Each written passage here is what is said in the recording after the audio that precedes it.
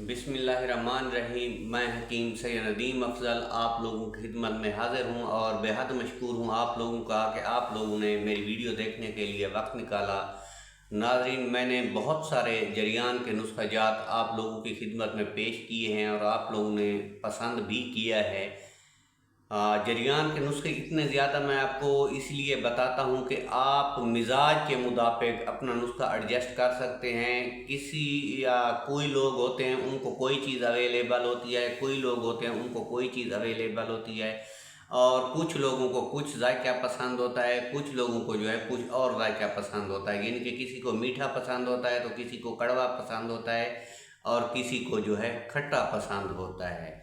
और कोई लोग ऐसे हैं जो जड़ी बूटियों का मैं जिक्र करता हूँ, यानी कि कोई पाकिस्तान के किसी इलाके से ताल्लुक़ रखते हैं, कोई किसी इलाके से ताल्लुक़ रखते हैं, कोई चीज़ किसी के दस्तरस में होती है और कोई चीज़ किसी के दस्तरस में नहीं होती।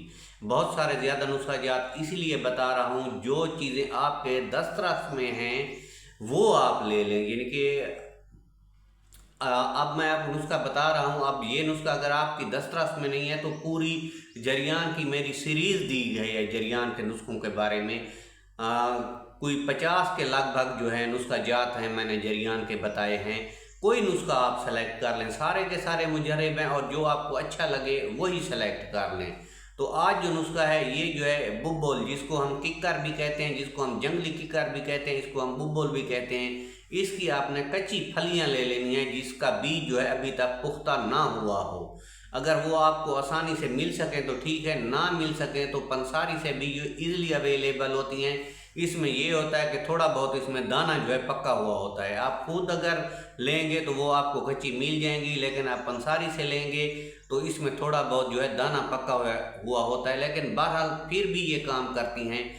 इनका जो है आपने सफ़ूफ बना लेना है। जब इनका सफ़ूफ बन जाए तो आपने आधी चमची जो है रोज़ाना दूध के साथ इस्तेमाल करना है। रात को सोते वक्त जरियान का मुजर्रब और तीर बहदफ नुस्खा है, बनाएंगे तो दुआओं में याद रखेंगे।